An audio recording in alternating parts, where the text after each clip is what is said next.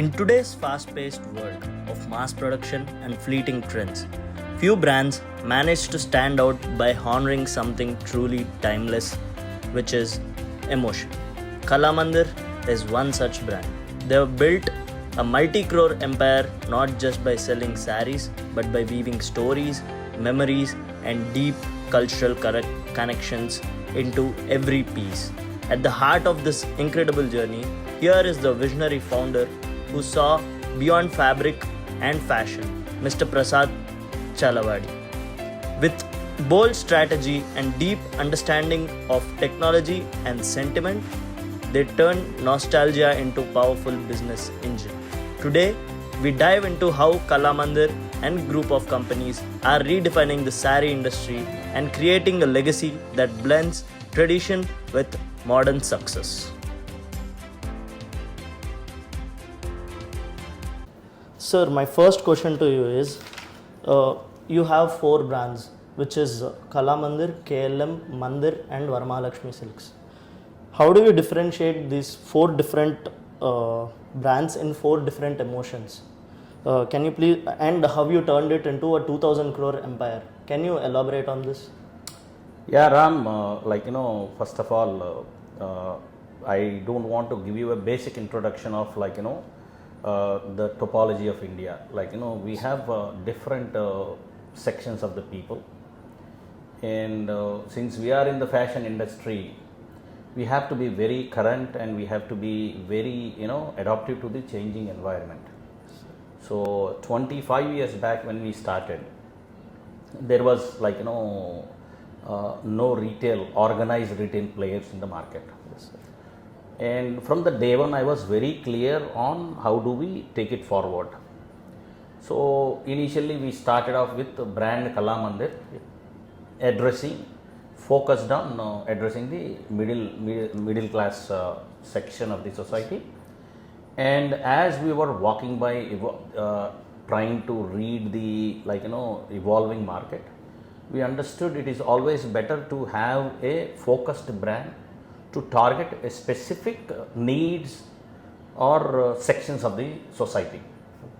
So since we started off with Kalamandir, initially we used to sell everything, starting from fast fashion, daily wear, towards your occasion, Kanjivarams, everything under one roof. But once we understood, we have studied the market for first 6 years, and we are very strong in trying to collect the data, reading the data, analyzing the data, and understanding the data. So being done that, we understood it is a high time. We started off with 2005. After 6 years in the year 2011, we understood this is a high time for us to start a couple of other brands targeting very focusedly to the changing needs of the society. So with that, we started off with brand Mandir. So we have positioned brand Mandir to target the niche section of the society, wherein one of a kind high-end product, where people doesn't mind to pay extra rupee for exclusivity and the finer product. And the third brand we have started was Kanchipuram Varmahalakshmi Silks. We have positioned that brand to focus only on our occasions and celebrations and wedding wear, whatever we call it, And there was a lot of research went behind it, lot of learning, understanding of 6 years. We started up these two brands, these two brands were also instant success like Kalamandir. Yes. So from there we started off, we traveled for another 6 years, meaning from 2011 to 2017, another 6 years we have traveled. So we have made sure all these three brands has sustained by itself. And then we thought that is a time for us to start addressing the major powerful section of the society is mass, and we wanted to address that with a fast fashion. Yes. That's where we have introduced the KLM Fashion Mall, targeting fast fashion and mass section of the society. And as I told you, there is a lot of learning again, so we have traveled so far, and that was also instant success. So in a nutshell, if I have to clearly give you the one line answer for each brand. Kalamandir is targeting the middle class section, and it is of a bit of daily wear, a bit of occasional wear. And Mandir is a very high end brand, like it carries exclusive saris, one of a kind saris, which has a story behind every sari has a unique story. So we have built that brand to address that kind of a section of the society. And Kanchipuram Varamahalakshmi Silks is based on purely handloom. We will try to sell only handlooms across all over the India, and we will try to address the occasions and festive wear with that brand. And KLM Fashion Mall, as I told you, it's a fast fashion and addressing the mass. Okay, sir. So my next question is, was there any incident where a customer or a weaver story with you, story is it was in your heart for a long time, which even though you are a business leader, that story stayed with you for a long time. Was there any incident? Yeah, there are many stories, let us start with our backbone weavers. Today, the weaver community, it's it's a very fragmented and very it's a kind of a weaker section. Basically what happened was in a course of a journey, the traders or a business people like us, they were always ignored or not really worried about too much about the weaver community. So because of that, they could not able to weave a proper saree anywhere between 20 days to 30 days it will take. If it is a little expensive saree. Yes. And most of our weavers are not getting paid with that minimum wages or whatever it is, they could not able to get it. And the consequences of this negligence on the weaver community for decades or centuries, what happened was slowly the next generation kids of the weavers are not getting into this particular weaving activity, and they are trying to go for corporate jobs or any other jobs. So now it became extinct kind of this thing. The number of weavers that are really trying to do these are reducing day by day. And in turn, what is happening is because of this, because the demand is there. To balance out the demand, people are going for power loom. Yeah. True. And which is easy and which is very cheap or easy compared to the basic. And with all these things, what is happening is this the backbone. I think after agriculture in India, the weaving is the major workforce behind that. At one point of time, slowly that numbers are going away, and this weaver community is getting extinct. And this is what really bothering the people like us. And we are trying to do our best. We have a foundation called Kalamandir Foundation. Yes, sir. And we are doing our best to support the weaker section of the weavers. And I pray, I hope, other business people or other entities like us also come forward to support the weavers. Yes. Thank you. And when it comes to the customer, yes, customers, there are so many stories, what we understood. One thing is, you have to be very genuine to the business. Yes, we are into the business, genuine to the customer. We are into the business. Yes, we are here to make the profit. But, there should be some ethics in making profit also. So from the beginning, understanding, I have seen so many stories of the customers also. Basically what happens is, the customers, total Indian economy is driven by your weddings technically. Yeah. So for the weddings, every family, whether it is a lower section of the society or a middle section or a high end section, everybody try to celebrate the weddings in their family by spending extra more than their savings or their means. Yeah. So by understanding that, what we, for initial stages itself, we have decided we want to be so genuine to our customers by having a reasonable profits, not to rob them.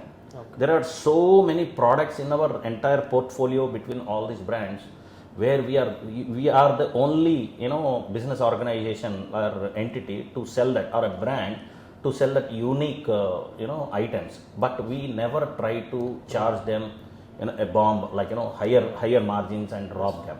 We always wanted to, whether it is a regular product or exclusive product or our unique designs or whatever it is, we always try to charge them very reasonably, so that we are trying to contribute to the society, and we are trying to be honest and what do you call that, loyal to our customers. It's not the customer loyal to us. We are loyal to the customers by trying to give them the best possible prices. Yes. Sir, as you told, this is like emotion filled business. You have told even in many interviews before also. My question is, has there been any incident where it was financially smart but it was emotionally very difficult for you, and how did you overcome that situation? The same thing I told you, the weaver story. Yeah. See, financially smart is like I have all power in my hand to exploit the weaker section of the weavers, like few of the weavers. Yes. I know what is their problem, I know their helpless situation, but as a policy, as a human being, as a company, we have a policy. We never took undue advantage from any of our weavers as well as our customers, at the same time with our employees also. We always try to be genuine. We always try to be very, very ethically correct in all matters. Yet we are making good progress. Yet we are making good money to the company. That's what I want to tell to the the young entrepreneurs like you. Yes, money is important, but money is not everything. Always you have to set a goal. You start walking towards a goal, when in the process you will make name, fame, money, wealth, success, everything. It is a process. Yes. It's a byproduct. Yes. So this is what we practice, and this is giving wonderful results. That was a good answer, sir. As you have mentioned in previous interviews and podcasts, that the sari business is kind of unorganized in India. Correct. And what strategies did you use to actually position your brands in an organized style? See, from the beginning, as I told you, even before getting into the business, I was very clear the nature of the business.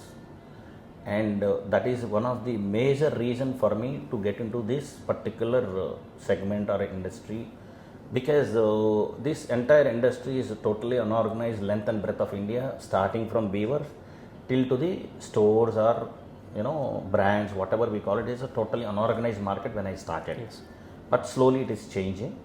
But what we have practiced from the beginning was we made it a point, end to end we need to have, starting a business, buying a sari, selling a sari, making money out of it, anybody can do it. Anyone can do it. Yes. You don't need any special skill, you don't need any special talent or whatever, any education for that. It's a basic thing. But from the beginning, my idea was how do we make this organization, longevity has to be more. How do we make it sustain for generations? Okay. For that reason, I decided it's not a business organization I want to create. I want to create a platform. I want to create an enterprise where even after me, I'm a human being. I cannot be young forever. I cannot be in the business forever. So what I did was I have created a systems, checks and balances, processes, so that initially it was very difficult. So but I never compromised in having all these things in place, so that if not me, somebody comes into the chair at multiple levels. Our entire system today, I can say it is totally independent on humans. No matter whoever comes in, they have to run through the system. With this vision in my mind from the beginning, I have developed my own software, thanks to my software background, because even today there is no known software which would help the businesses, unorganized business like us, where end to end give you a solution. From the beginning, I understood there is a problem with this. So we focused upon, along with developing the business, we started focusing upon developing our own software. which suits to our business operations, and that really helped me a lot. Today I can proudly say we are the only organization or a company in this entire industry who runs on our indigenous software.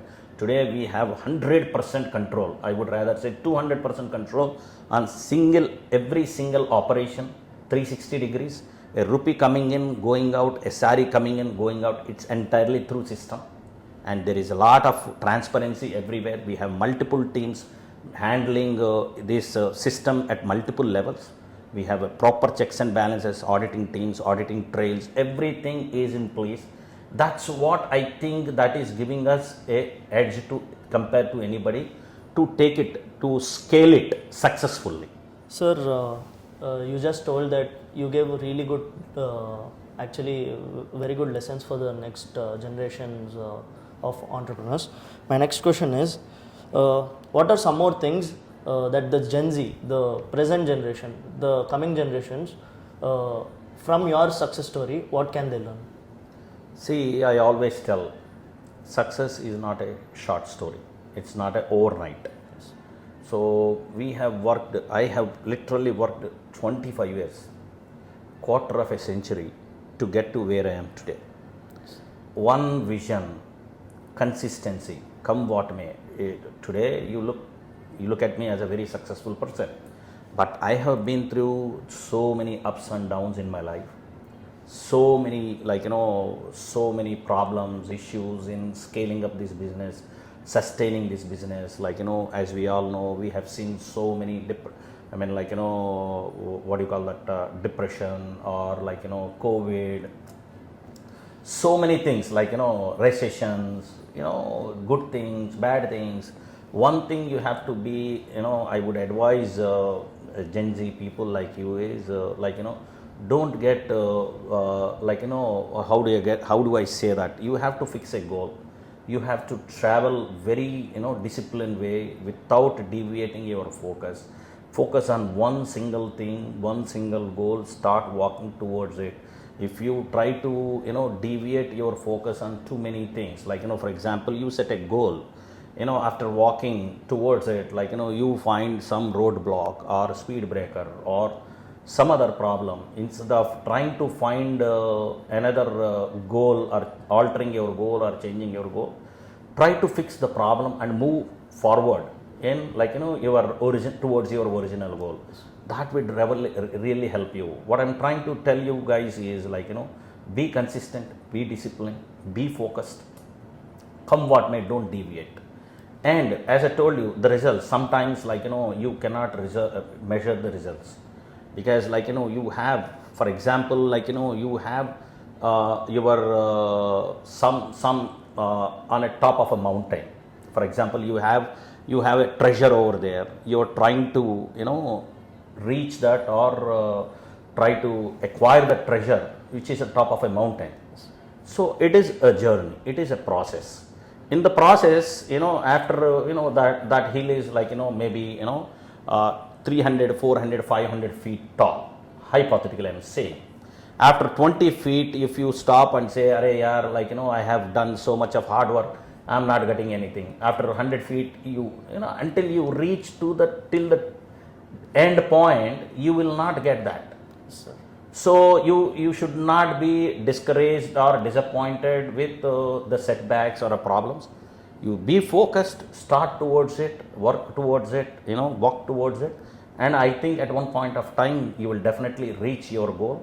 But unfortunately, the current world is after that valuation games, where people are trying to take some one or two fairy tales as an inspiration and trying to achieve that. Even the people who are we are looking as a unicorns or successful, online models, all these things, they have gone through so many iterations, so many problems. So never, it's not going to happen. You have to focus on one thing, and you have to put your mind, heart, soul, energies into it and start walking towards it. It's a long-term process. There is no shortcut for the success. You have to work hard, you have to be focused, and that's it. And success, as I told you, name, fame, money, wealth, it's all byproduct of your success. Once you get to your point, everything will come to you automatically. Yes, sir. Sir, one final question. What are your growth prospects of the Sai Silk brands, all the 4 brands, in the near future? Or is the growth limited due to the launch of IPO? We are seeing a great future for our company. So the IPO is really helping us to move forward, because we have enough funds for next 1-2 years, and by that time we exhaust our IPO funds, the company will be generating more cash, huge cash reserves, which we would be again using in expanding the business.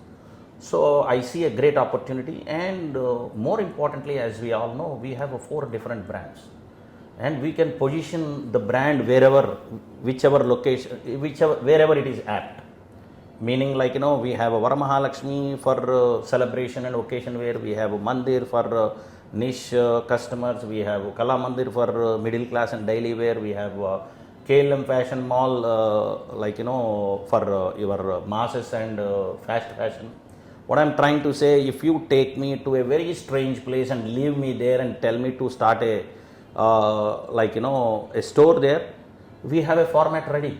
Yeah. Whether it is a small tiny village or a metropolitan city, we have enough brands to start there. But as I told you, it is a journey. Nothing is possible overnight. We always believe in trying to be very conservative in approaching our targets. We are never we are aggressive, yet we are conservative, meaning we don't run and try to stop and come back and consolidate. And I'm very proud to say today we have never closed any store because of our operational inefficiencies. Okay. This is the track record we have, and we are very careful with trying wherever we are investing, however we are investing on a store, location, strategies, everything we are very careful. And I think with 25 years of heritage, I think we are really seasoned to take a proper call or a decision.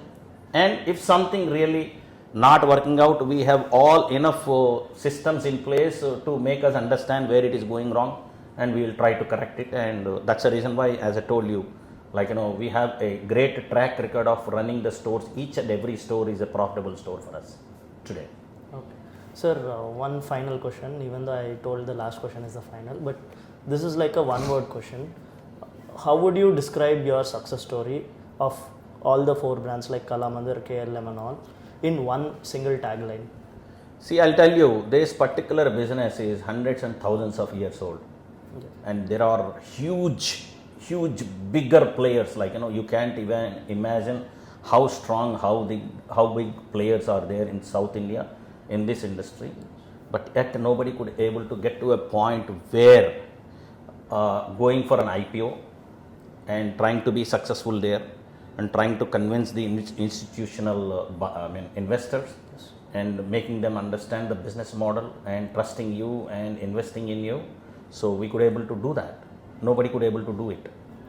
Because why I'm trying to tell you is as an individual, as a friend, as a family, you investing in a company is different. And when you go for a public issue, institutional investors, HNIs, retail investors trusting you, understanding your business and investing in your business is a different ball game. Unless you have the track record, they go through every in between lines, they go through every single data point and try to analyze your capability of multiplying their money. So we could able to do all these things. It's not just a small thing to do. We could able to achieve this, and that is what I'll say. One single line success is we could able to make this, where nobody in this industry which has hundreds and thousands years of heritage could not able to do it. We could able to do it just with 20 years of heritage. We started in 2005. Within 20 years we could able to do that, and that tells how strong we are in our running the business, operations, systems, processes, checks and balances, our vision, our execution style, our commitment, our discipline, our consistency. This all will in one single line, we could able to do the IPO. Really, thank you for your Thank you, Ram, for approaching me So we have a very long-lasting relationship with your family. And first of all, I have to congratulate you. Like you are going for a higher studies and doing very good. Yes, sir. And I wish you all the best. And I want you to be very how do I say, you have to make your parents and family friends like us very proud. Yes. Wish you all the best. Thank you, sir. And thank you, Pranav, for trying to help us out.